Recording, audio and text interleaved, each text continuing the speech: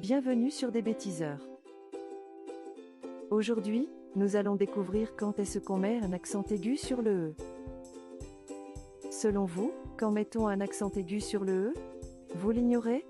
Mais vous savez probablement que l'accent aigu est celui qui penche à droite. Retenez tout d'abord qu'il existe deux cas de figure où le E s'écrit avec un accent aigu. Pour bien les comprendre, vous devez maîtriser le découpage syllabique des mots. Observez la place du E dans ces découpages syllabiques. Études, catégorie, intérieur, Sénat. Alors, que constatez-vous quand mettons un accent aigu sur le E? Vous avez probablement identifié les deux cas de figure où l'on met un accent aigu sur le E. 1. On met un accent aigu sur le E lorsqu'il est à la fin d'une syllabe et si la syllabe suivante se termine par une voyelle telle que A, I, O, U, Y.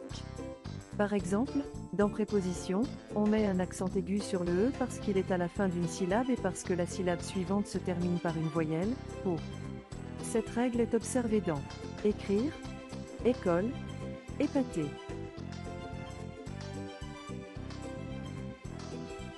2. On met un accent aigu sur le E lorsqu'il est à la fin d'une syllabe et s'il y a une voyelle, A, E, I, O, U, Y, à l'intérieur de la syllabe suivante.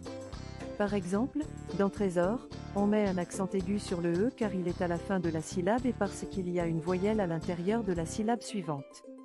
Cette règle est observée dans prénom, émancipation, déterminé, dément. Enfin, n'oubliez pas que le E final des participes passés des verbes du premier groupe prennent aussi un accent aigu. J'ai mangé, il a travaillé.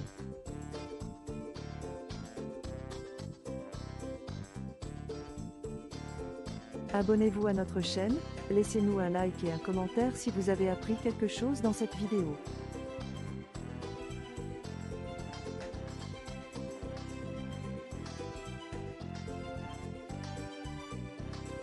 Voilà tout. À bientôt sur des bêtiseurs.